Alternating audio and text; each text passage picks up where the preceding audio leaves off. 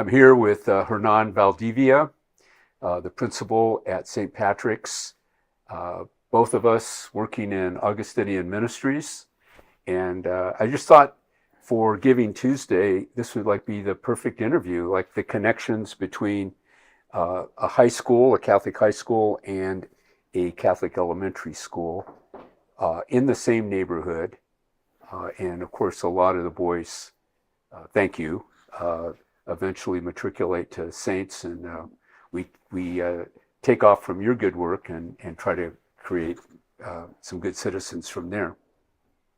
But so what's great about Hernan is he's a Saintsman. So tell me about your Saints experience, Hernan, going all the way back to those moments. Well, I probably have the same story as a lot of people. I loved every minute of it. I was in a public school initially, so I didn't grow up in the Catholic school elementary system. My parents were able to send me to Saints, which at the time was a huge blessing.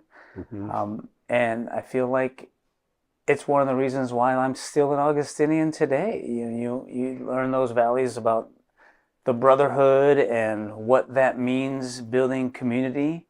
And that's what attracted me to my work at St. Patrick's. St. Pat's, like you said, is an extension of the Augustinian community, just dealing with younger students. And so those lessons that I learned as a student at Saints, I'm now applying them with my staff, with our families, with our students, and building community on a much smaller scale, but still laying the groundwork for a lot of the work that you guys do here.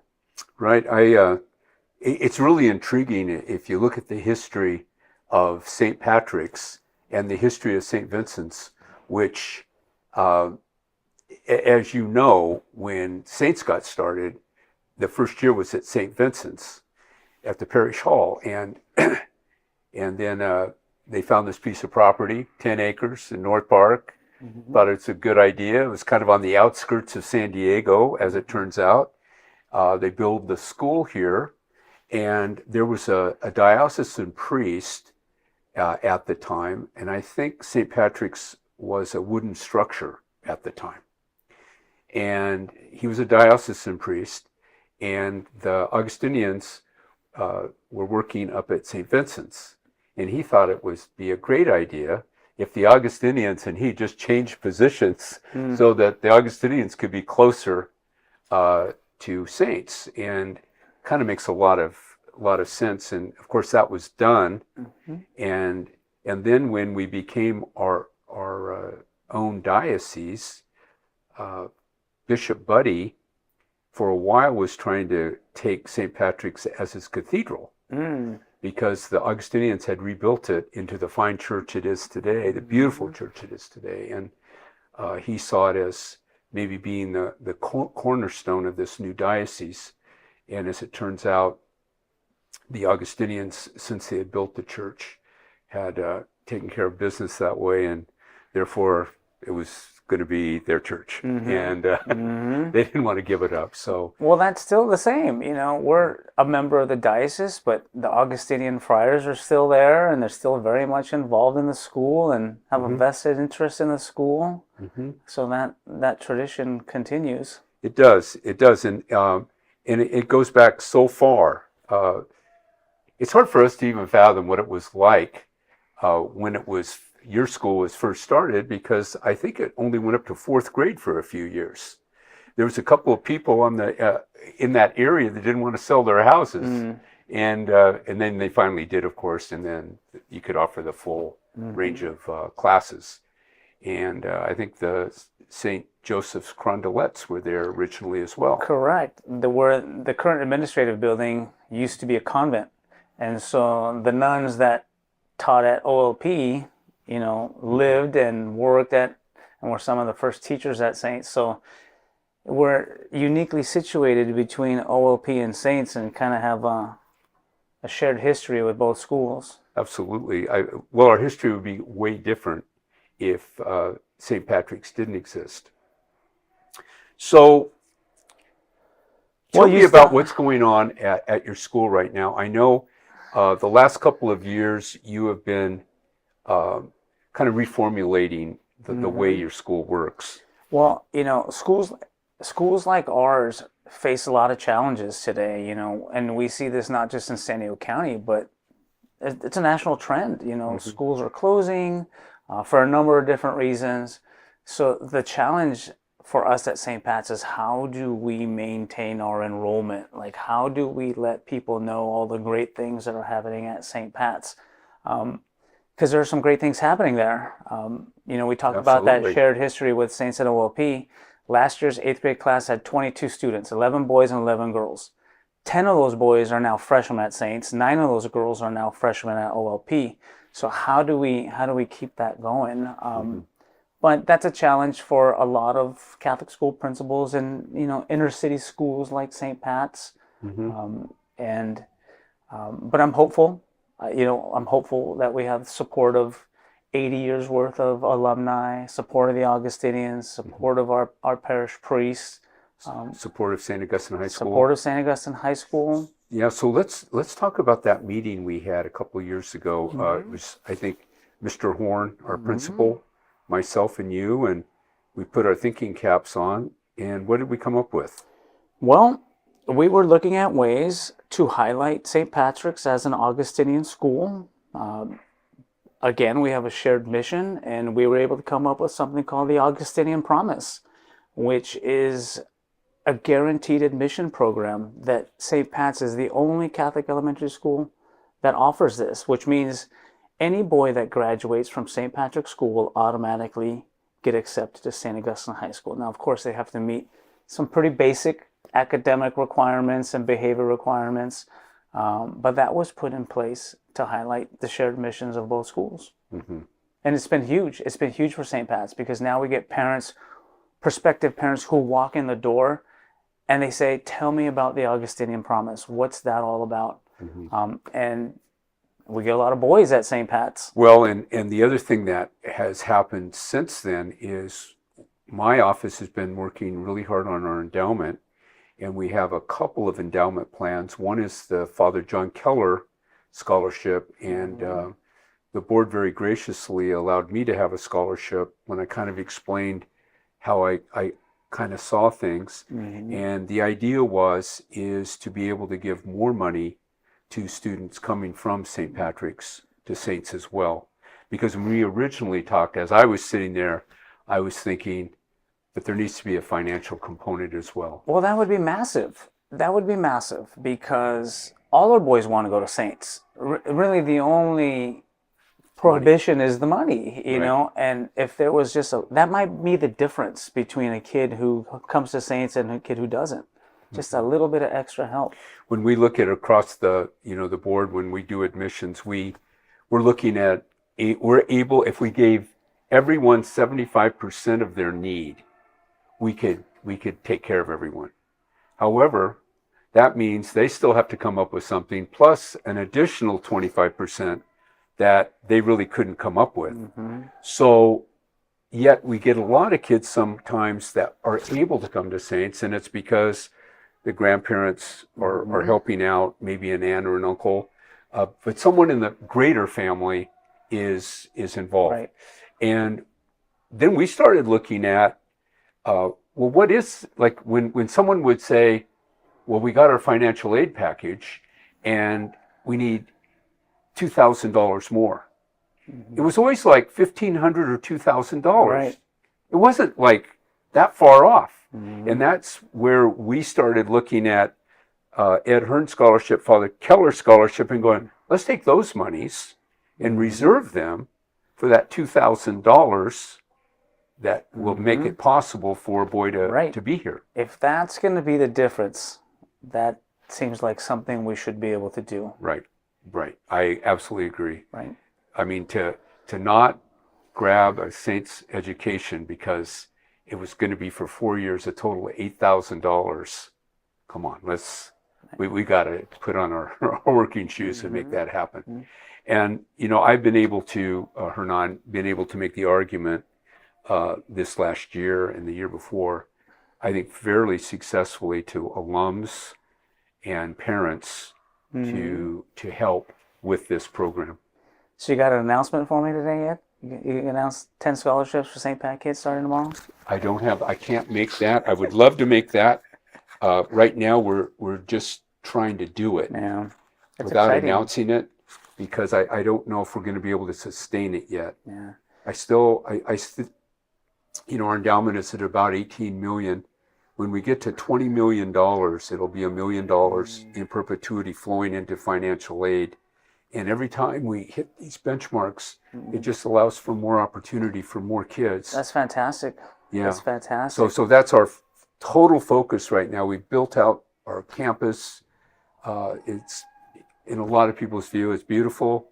We're adding this and that. We did the PSA 182 thing the other day, which is very important for the neighborhood.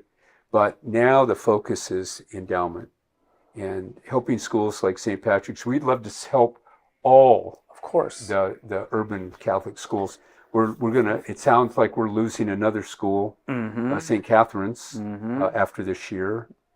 We have 2 kids in the freshman class who came from that school, and just talking to their parents about it, it was just everyone's so sad about it. Well, that's a perfect example of the challenges that urban schools face. That school, which used to be Blessed Sacrament, was one of the pillars of the Diocese of San Diego, and it was a few tough years, and the school will be closing after this year. And so St. Pat's is not that dissimilar. If we were to ever have a few tough years, we might be facing the same challenges. But so for those of you watching this interview right now, the reason that Saints in the same neighborhood is able to sustain itself is because Saints has students from all over the diocese coming to the school. So we have those kids who need all kinds of support, but we also have families that can help support those kids. Where a school like your school is more neighborhood orientated, a more regional situation, and you might not have the wealth in the community that is necessary for. No, we definitely have our challenges, but because we're centrally located, I'd say over half of our families do come from North Park and South Park. But because OLP is here, Saints is here, the Navy Hospital is there, we do get some younger siblings that are already commuting to North Park. But that being said, we do offer almost $200,000 in financial aid to families, which is far outpacing schools our size. Right. So that's wonderful. Right. And that comes from our missions. Exactly what you're talking about. St. Pat's needs to charge tuition, otherwise we don't stay open. But the philosophy of the school is we need to help families who need help, and those families who can pay should pay so that we can continue to sustain the mission. Right. So the tuition has to cover operating costs. And then we'll try to discount people that can't pay that full tuition. That's right. That's the model, right? That's the model. Yeah. And I'd say probably 35 to 40% of our families do receive some sort of financial assistance. Well, I do talk to all the families, as you know, and obviously all the St. Pat's families. And you do have families coming from outside the region, which maybe the Augustinian Promise has stimulated that a little bit. Well, people know and are starting to learn that St. Pat's is Saints Junior, and that's very appealing because we've always been here. We've always been doing great things. Now people are starting to recognize that. Right, right. So what's new at St. Patrick's? What's on the horizon? We are in the middle of our dreaming stage. We have a vision committee, similar to the process that Saints underwent years ago. We're starting to look at what are the next 80 years going to look like for St. Pat's? How are we going to keep pace with the neighborhood that is dynamic and changing? How are we going to continue to make our school attractive to families? So we have a vision committee. We're looking at starting our own capital campaign in the next 6 months. We're looking to raise some money so that we can get new administrative buildings, new art room, new science room, possibly an athletic field. The gymnasium? Is a gym involved? A gym would be further down the road, but that's part of the plan also. Okay. I mean, I heard that. That's long term, but I think the initial needs would be science, arts, new administrative building. and then we go from there. Would you tear down the present administrative building? Yes. To do that? Phase one would be That's a beautiful building. That's the old convent that I the know, nuns used to live in. It's a gorgeous. Every time I drive down the street, that's what It's just not meeting our need. It's not the most efficient use of space. But where would a gym go? I don't know. Right. Where would the field go? Maybe on top of a parking structure. Who knows? Who knows, right? So, but we're working with the same group of architects that helped transform Saints, and so that's David Pfeiffer, correct. Doma Studio. Correct. Well, you're in great hands. With they solve problems. Well, it's going to take a lot of work. It's going to take a lot of money, but we have the support of people there who want to see St. Pat succeed. Yeah, and there's a big meeting tomorrow night. Big meeting tomorrow. And I'm going to be there. Yeah. And we're going to probably have a really interesting, creative conversation That's right. about things. The transformation, because this does not look like the Saints that I went to back in it doesn't. in the 90s, early 90s. But Right. I would love for this transformation to happen at St. Pat's. It would be fantastic, and it would be transformational. And it's necessary. It is. It is necessary. And, Shea Foundation, I know they've been helping in the past, and maybe they can jump in and do something. Well, they helped in the past, and I think that's going to be part of our equation here. But again, we're at the beginning stages of our plan. But you got to have a plan. You have gotta to have a start plan somewhere. and really make the case for the plan. And really, it's the case for San Diego, I believe, right? Because I look at our graduates going out in the community, and they're like little lights that are going who knows where, but they're lighting the way for so many groups and organizations, and they're helping other people see a brighter light for San Diego. And I think we're little, but we make a big difference. Yeah, that's exactly right. The lessons they learn about building community here, they take with them, and they have positive impacts wherever they land. And they're landing all over the world. They do. We formed an alumni group that gets together probably 2 to 3 times a year. Where it's young businessmen that come together, and someone is a guest speaker, and these saintsmen are putting their heads together, trying to figure out good things to do. It might be doing business with one another, but it might be a bigger task than even that, which is exciting to me, that we're leveraging so many variables out there that can make what we do here small, bigger, bigger, bigger as it matriculates away from us. So, well, listen, Hernan, I wish you the very, very best. Thanks. At St. Patrick's. I'm very excited about the partnership that we have embraced. I know that Saints, you're relying on a lot of Saints guys to especially in finance and those kinds of things. You're in good hands, believe me. We both know that. We have a good team. You do, and they're bringing a lot of value to the school, and we're both here to serve, right? That's right. And to work together. So thank you. Thanks, Ed. Yeah. Looking forward Blessings to it. to you. Thanks.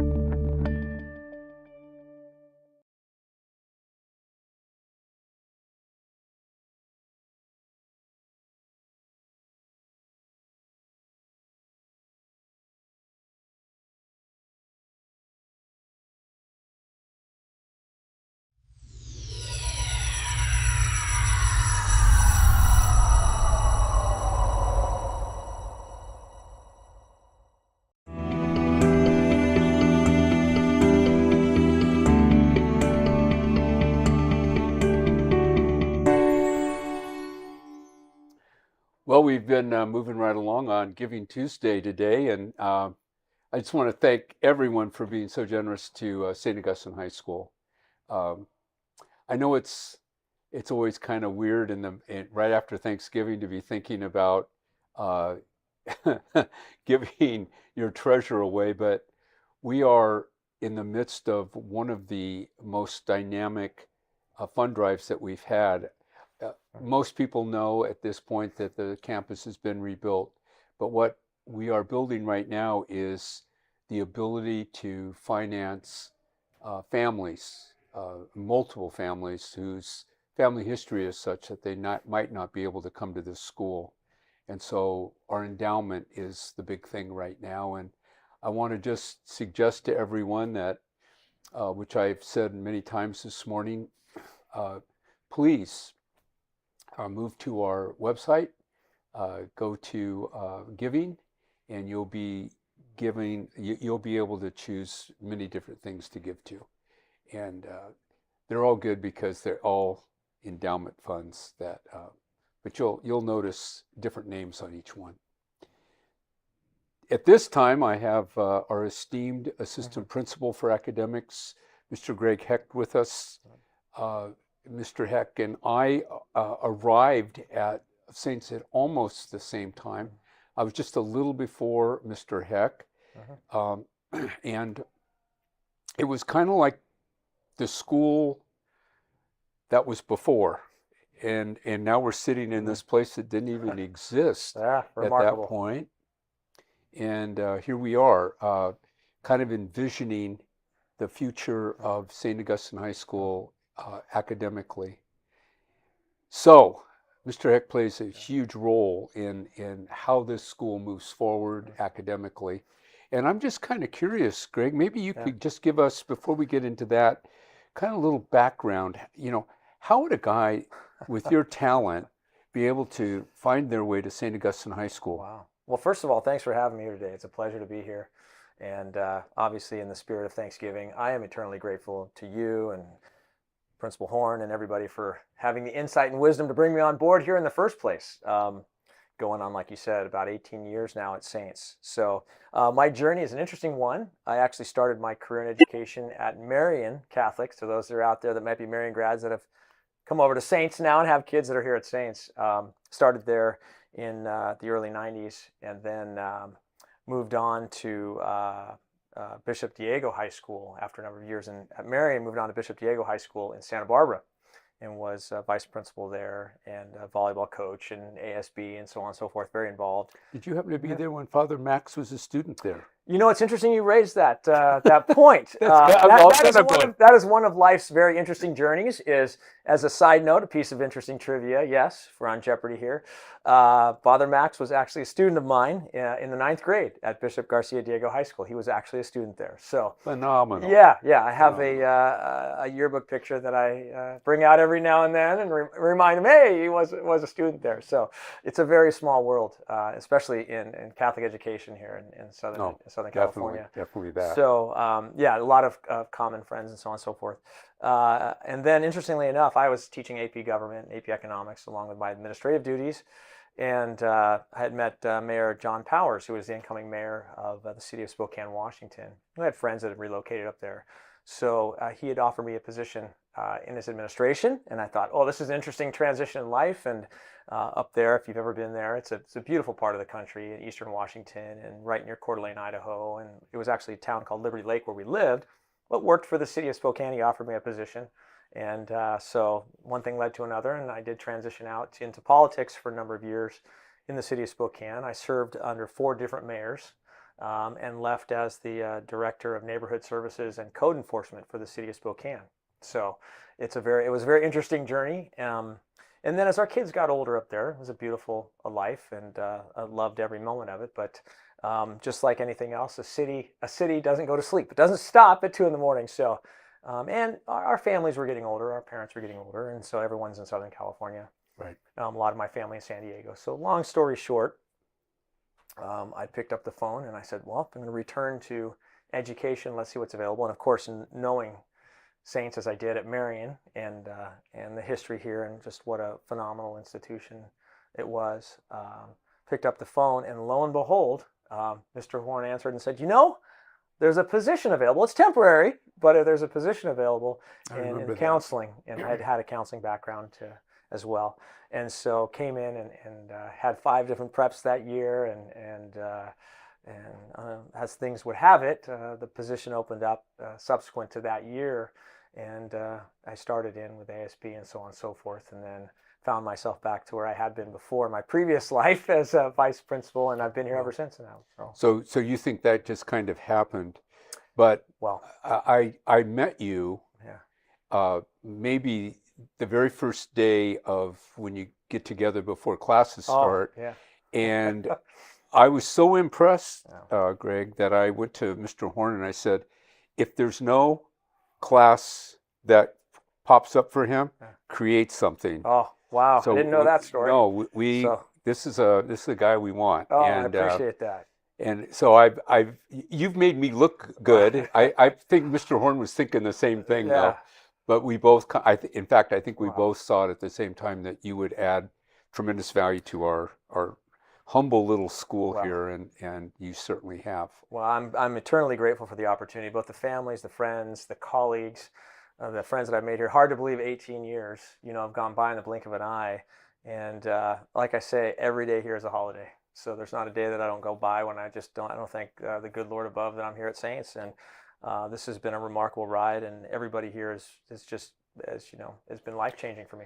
Well, the other thing that most people don't know, and I get up early, but I don't come to school. He would be here. I don't know what time he gets to school, but Yeah.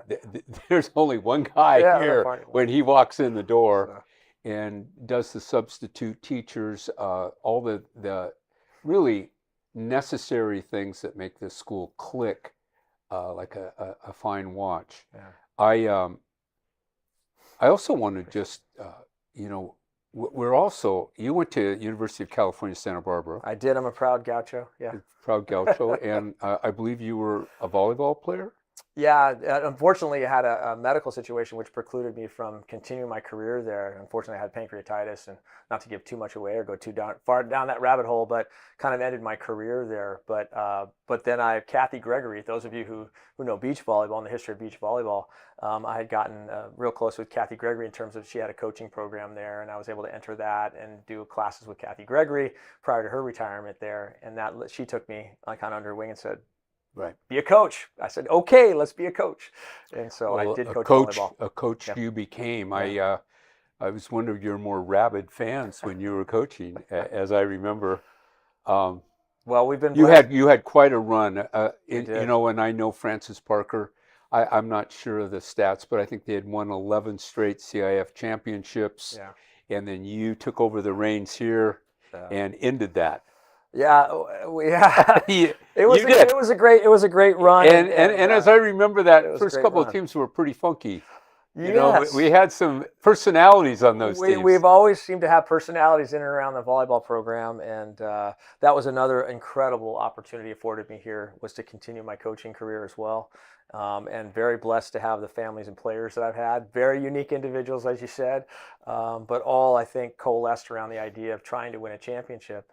And fortunately, that run of time when we were in the finals 4 out of 5 or 3 out of 4 years, and then doing the first time in program history to go back to back, in 11 and 12 for that in that era, right. Was amazing. And yeah, we've had a lot of storied history with Francis Parker, and God bless him. And but yeah, we were very fortunate in both 11 and 12 to come out on top in I think that first time you played him, I was there at the game, at the finals, and you're playing Francis Parker. Right. There's no shot. That's true. Nobody expected us. No one is thinking correct. Saints is going to beat these guys, including me. Yeah. And so I had made dinner arrangements to go out to dinner, and then we ended up. It's 2-2. Yeah. We're playing the fifth set. Yeah.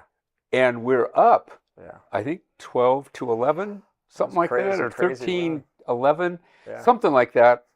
And I had to call my date and say, I'm going to be a little late tonight because this could be one of the biggest upsets of all time. And then they took time out. Yeah. And when they did, I thought to myself, oh, we're going to lose now because we're going to think about it. We're so close, and we couldn't quite climb the mountain that year. That year, we But played. it set the table. Set the table clearly for everything yes. else. Yeah, that was a great team that particular year, with the likes of Garrett Ballard, Trevor Salter, and so on and so forth. And we were playing against the Francis Parker, who had a kid that went on to play at Stanford, I believe. Matt Tuiga at UCLA, the brothers. Or over UCLA, there. yeah.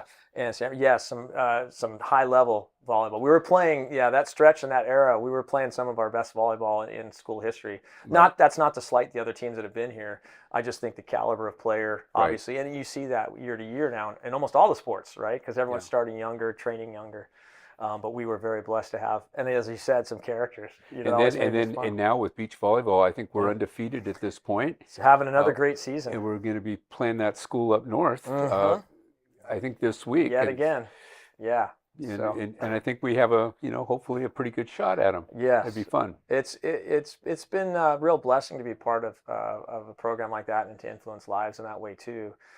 I think there's so much that goes on in coaching. Well, doesn't it? The coaching part of it, and then here we are, seriously looking at how we're developing young boys' minds over the course of 4 years, and then you're so instrumental in encouraging this program and bringing in the necessary courses for these boys to excel.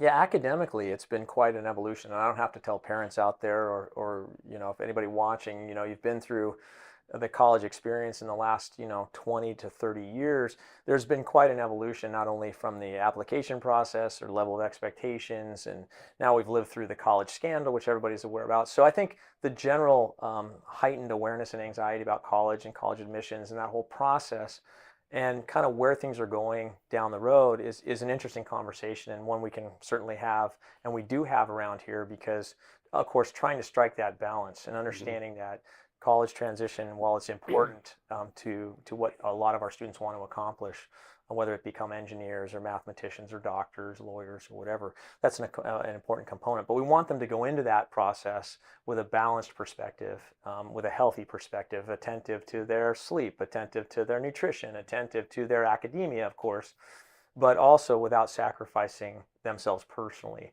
And understanding that the great thing about the evolution of, I think, our curriculum here at Saints is to be able to meet the needs of those very high-end achieving young men, as well as opening up the curriculum to students that may not have seen college as a possibility before. And I think we talk about Giving Tuesday and so on and so forth, that mission and being able to achieve the mission of the school and embed that which is preeminent, right? That's what we really want to do, is have them be lifelong saintsmen, unity, truth, and love, that no matter where they go, no matter who they are, they can be successful in life, and we can show them a path forward.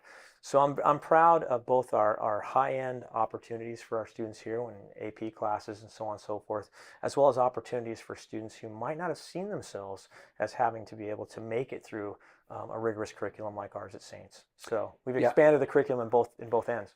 I'm proud of Saints on multi levels, but one of the areas that I'm most proud are the boys that come here. They haven't been educated appropriately. They have high motivation. Their desire is off the chart, and they will catch up. Yes. And they, in many cases, are the first person in their family to go to college. And we know that when that happens, it changes the family's destiny. Huge. And it's like taking care, you have to take care of your brightest kids. That's obvious. Yes. They need to be in the highest level professions possible. Sure. But these other boys, schools that pay attention to these other boys, I think, are very special. And I'm proud that we do that. And we do that under your leadership, Greg. It's really a testament to it. I appreciate that's very kind of you to say. It's really a testament to the hard work too and dedication, as I think you'll agree. With our teachers go above and beyond in so many aspects, and I think that connectivity with the boys on a level as being human, as being people that have something to contribute, and seeing God reflected in their daily lives and in them as who they are as beings, and know they have value and know they're innately important to our community, but also to the larger world. for that, I mean, I can't thank the teachers enough, because that's really some of the secret sauce, you know, and they go above and beyond to make these kids both at the high end achieving in terms of the expectations for those kids, as well as those that need the extra push and encouragement to get there. I hear it over and over Yeah. again. I call the freshman parents Yeah. at the beginning. Right now, I'm in the middle of it, in fact, and I have not heard one parent say anything but the highest acclamation Yeah. for our faculty. The fact that they get back really quickly, they go above Oh, and yeah. beyond, as you say, They do. uh, and it's amazing what happens as a result of that. Yeah. The other thing that I hear over and over again is Saints, unlike most schools, has office hours Yes. twice a week before school starts for everyone. And I hear all the time how important that is Yeah. for their young men Oh, to that's get vital. the special Sure.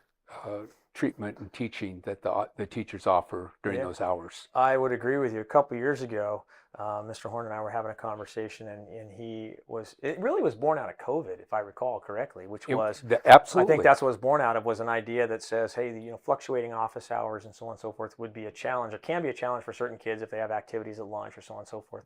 What if we built it? And it was one of, I think, Mr. Horn's great ideas was to come in and say, what if we fix those? And what we've seen on the academic side in particular has been what you've described, which is just kind of a high-end utilization. You see kids in there. If you walk our campus during office hour days, the rooms are full. I mean, they are really full. It's not just around final exams times, which you would expect, but certainly even during the regular course of events during the school year, they are highly utilized. It's been very, very successful. And having those fixed times, I think, allows parents a great opportunity, because they know what to expect. They know carpool. They can set things up around that, and the students can still get the attention that they need at their extra work. And you can have a very immature freshman who needs this kind of extra work, Yes. who is starting to understand, I need to be at school on these days so I can get this extra work. Hey, Mom, could we go early to school Yep. today? And I'm hearing that a lot Well, as well from parents. I like hearing that. No, it's that's like a a good thing. maturity. A It maturity begins happening where they begin taking ownership for their own learning, which is huge. Well- Once you cross the Rubicon there, That's it. you know, it's And upward. that's paramount in particular for boys. You just touched on one of the great points that we try to impart to not only the parents but the boys here is self-advocacy, self-awareness, but also a comfort with who you are as a person. It's okay. You don't have to try and be anybody other than yourself, and that's good enough. We do expect, like you talked about earlier, 100% effort. You know, it doesn't matter X, Y, and Z, but if you got to own your education, it's 100%. Because in the real world, but for our young men, when they leave here, the idea of being successful in life is resiliency, determination, perseverance, and passion. You couple those things together, and I don't think you'll find anybody on this planet who's not successful. And we expect people to have an opportunity to try things and not be successful so they can learn. Some of life's greatest education comes from failing or falling down. And this is an environment where the boys can do that and do so in a way where we can pick them up, and the consequences are not disastrous. But we want you to try, want you to grow. And sometimes growth is painful. Sometimes it's born out of trial and error, and those things don't go your way. But what a great lesson to learn here. So they know that they're going to be okay, even if they fall down. And then when they get beyond these walls, they have the confidence to go on and say, you know what? I'm not going to fall apart if something doesn't go my way. I'm going to keep at it, and I'm going to keep at it, and I'm going to keep at it. And that really is the key, I think, to success long term, no matter what you're doing. You gave me a book on college entrance earlier this year, and I've been reading it. And so how do we have this world in which I know a lot of parents are terrified that their sons are not going to get in college or the right college. Yes. And we know from our own experience there's a lot of right colleges. Yes. But how do we get them off the idea that there's only 10 universities in the United States when there's thousands, I think? There are literally thousands of universities. Of 4-year degree granting universities in this country. And it's like, I feel like there's this hourglass, and everyone's trying to get through the hourglass, and they're afraid they're not going to get through. Correct. And then the stress level huge It's for through these the young roof. men, and it's brutal. Yes. And we're here kind of left trying to put it back together. How do we Oh, that's sometimes great. calm Question. parents well-meaning Hmm. into a more relaxed approach with their sons, with Sure. their future? That's a great question. I think that's the question of the ages for us in secondary education here. And you touched upon it. I mentioned something earlier in terms of the college scandal, right? We all lived through that. We saw what happened, the national disgrace of people gaming the system. And quite honestly, I think that turned a lot of people off, and in some instances really heightened the anxiety or a sense that I have this fatalistic view about, oh, I can never succeed. One, that's not necessarily true. So how do we calm the waters? We let everybody know that if you're willing to work hard, there are a million ways up the mountain. And I mean that. If you're willing to put in the effort and determination. And ultimately, too, I think it's important for parents and everyone to realize that you have to ask yourself honestly as a parent. And I do this. I raised 2 kids with my wife. And the question is, are you living vicariously through your kids? I mean, and that's a hard lens to turn on yourself and saying, is this what's best for my son? In this instance, is this what's best for my son? Is this particular college or university that he's pursuing, is it something that best fits my son? Is he going to be content and happy when he's there? Because the happiness index when you get to college is going to be indicative, is going to be a contributing factor potentially of your success there. So if you don't like snow, why are you going back east? If you're miserable and you've never experienced 3 months without the sunshine, is that the right fit? So, and like you mentioned, the 10 universities, right? The names you always hear. Do you hear those names because they're on TV a lot with sports? Do you hear those names because they X, Y, and Z? Why is it? So I think it's incumbent for parents to be okay with knowing their kid can go to college if that's ultimately the goal. 2, if your son or daughter fits, in this case, you're talking to a larger audience that might have daughters as well, or anyone that's going to these schools. If it fits and it's great and it happens to be that university, wonderful. Strive for the best, absolutely. But maybe your son is not a mathematician. Maybe he's great at writing. Have you looked at the university that might have a wonderful writing program? In addition to being from the West Coast, is he willing to go to the Midwest where there's potentially money available, financial aid available? So all of these things, if you have an honest conversation about what's best and fitting your son, I think can lower the temperature. Feeling comfortable your son can be successful if he's willing to work, and there are schools and colleges out there for your son, regardless of where he's at right now. I think all of that can begin to calm the waters a little bit. And again, it's not to take anything away. We're certainly not saying we don't want you to strive. Mm-hmm. We certainly don't want, no message here is saying we don't want you to set high goals or lofty goals. But the realities of some of those institutions you spoke of in the book that you reference, they're only a finite number. And sometimes it's just a number game. I would say any of our students here at Saints could be successful at a number of those colleges and universities that you hear. That's not the point. The point is getting in, right? Mm-hmm. And when there's only so many, and you get through legacies and donors and the way that we've seen this thing play out with the scandal and so on and so forth, it peeled back the curtain. And so you realize there might only be a handful of spots for students that don't have any of those edges, if you will, to go to those schools. Does that mean they're not worthy? No. Does it mean couldn't be successful there? Heck no. I'd put our kids up against anybody in terms of their academic capabilities by the time they leave Saints. But I think parents need to take an honest look about that. So it's interesting. Yeah. I was back at Notre Dame this is 2 years ago for the Notre Dame Stanford game, and I tried to get all 7 Saintsmen together. I wanted this photo under the Golden Dome. Sure. We could only get 4, and I got them together, and they're engineering guys and finance. Yeah. And so we got through with the photo, and I said, so do you guys feel well prepared? Mm-hmm. And they all started laughing. They're going, Notre Dame is actually easier than St. Augustine High School. And we're in the toughest majors in the university, and we're pretty much all straight A's. Yeah. Now, one of the boys got in kind of in another program for whatever reason. Mm-hmm. And I asked him, I said, so I know you got in kind of on a kind of tough deal here. Yeah. He goes, well, I've only gotten 1 B in 2 years. Mm-hmm. Gotten straight A's. Right. So, yes, right. Our boys can compete with the best in the world. No doubt. Yeah.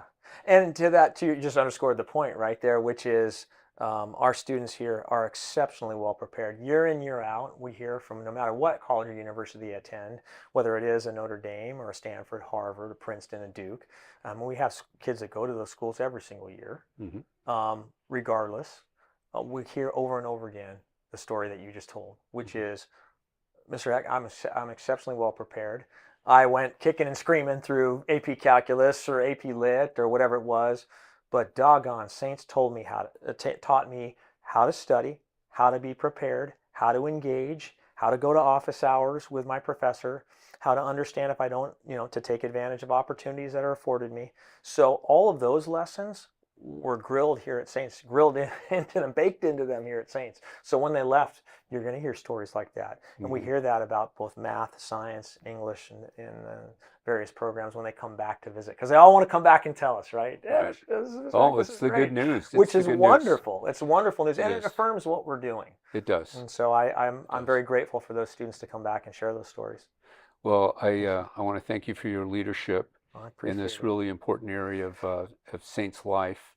And I think anyone watching this today understands if you are giving to the school what you're giving to. You're giving to really a priceless education, one that transforms these young boys into men, and I really think sets them up for a life of success, not just in their profession, but in life itself. So thanks, Mr. Hecht, for being with us today. President Hearn, really it's been a real appreciate it. pleasure. Thank you. Thank you for having me. And again, 18 years on, and Yeah, let's go. so 18 more. Let's do Well, it. I don't know. Let's do it. Maybe. I'm up for it. So.